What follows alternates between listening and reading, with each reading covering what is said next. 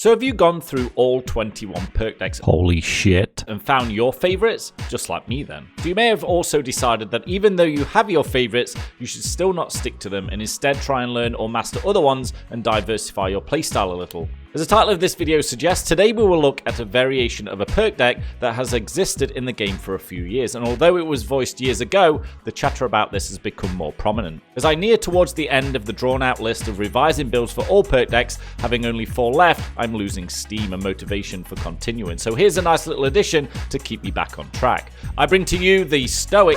Oh wait, didn't we already do this one? Well, this one is different. We are looking at the perk deck from a perspective of using less than a quarter of its perk cards. The question is, can a perk deck forsaking 7 of its deck's cards still be a viable deck for Death Sentence 1 down, and how the hell would that even work? Intrigued? Let's take a quick look at the structure of decks and some basics. As with all perk decks that replace your throwable with a usable deck feature, Kingpin, Sicario, Hacker, Stoic, and Tag Team, you gain this feature by simply unlocking the first card in the deck. Albeit later in the deck is when the utility of that said feature is increased or at the very least changed. This is where Stoic gets interesting, as the later change is where your armor gets converted to health in a similar way how Anarchist converts a percentage of your health into armor. But if we don't go that far in the deck, then we maintain our armor but keep the throwable feature. This allows us to take the 75% damage reduction we would normally get with the full deck and have it apply to our armor instead of health. And when we press the throwable now, it stops the damage over time on our armor. So far so good, but now some of the negatives. Within every perk deck are some staple cards that are common over each one of them. These come in the same spots on each deck in the even position, so cards 2, 4, 6 and 8. After we unlock card 1, we can get card 2 without fear of changing Stoic, so we do manage to pick up helmet popping and get the headshot damage increase of 25%. We will miss out on blending in for concealment, armor movement speed and extra heist XP. Walking closet for the armor bag deployable, yes, dry your tears, and some increased ammo pickup. And finally, Fast and Furious for 5% more damage and doctor bag interaction speed. To know we lose these features, we can ultimately compensate for them a little in some of the skills we take, or just disregard altogether if we want. I would say though, with the reduced ammo pickup, it is vital that you either take ammo bags or, as I do, run a weapon that you know has a decent pickup rate. For example, the Buzzsaw LMG, the KSP LMG, the Union AK-5 or Clarion assault rifles, the Izhma or Grimm's micro Uzi, etc. There is a link in the description to a sheet that will show you the ammo pickup per box per weapon if you're interested in that kind of stuff. Now then, what should we do with this build so we can have some fun and see where it sits in the rank and file of all the other perk decks? Can this one sit with the big boys and be better than full perk decks? In Mastermind, I'm taking med bags instead of the obligatory first aid kits of regular Stoic, as we now are an armor guy, not a health guy, and more prone to a couple of downs. Then of course Inspire for, yeah, you know. The first variation I'll show here is a shotgun one, so grabbing these shotgun skills all the way up. Lots of goodies in here, including some damage reduction and increase with certain requirements met, extra damage, reload speed and firing while sprinting, extra mag ammo, and finally the 75% extra damage with shotguns from overkill.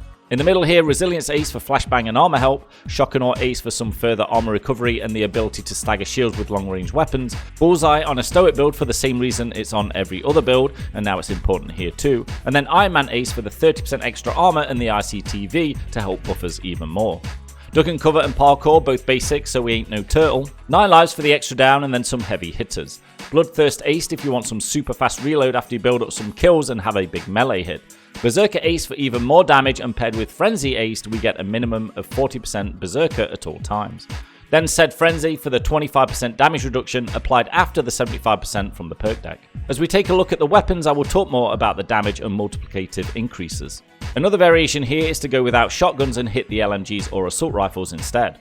Here I'd remove all but Underdog Basic in the Shotgunner tree and throw them like this into the Oppressor tree.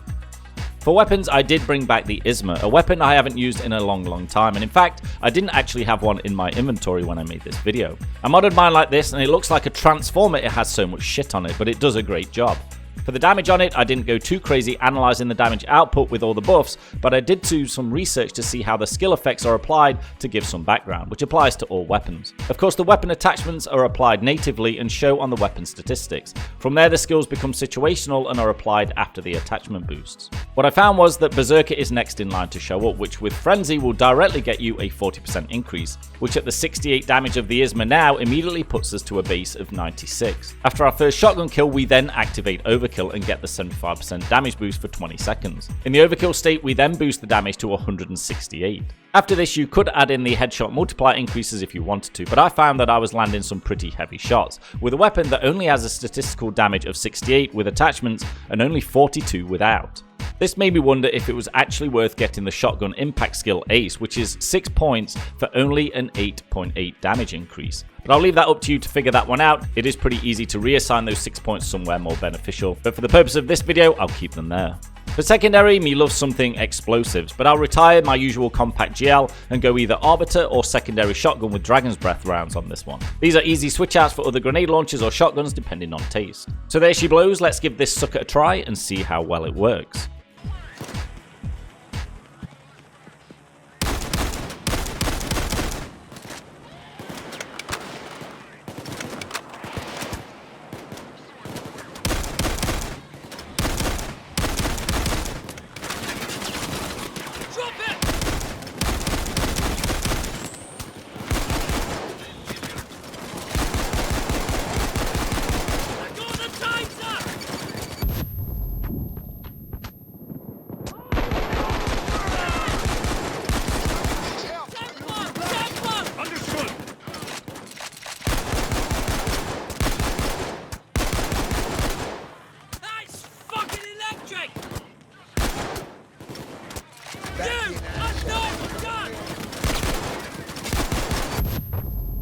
Thermite is our best way into the vault.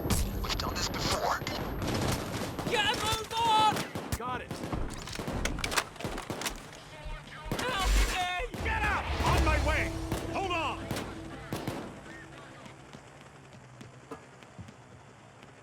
Now, get into the vault and assemble that rig. They're turning back. You're gonna be a little more careful now, I hope. Let's get back in the game, fellas. Are you ready for the fireworks show? A hostage rescue attempt is underway. Troy, focus! Drop it!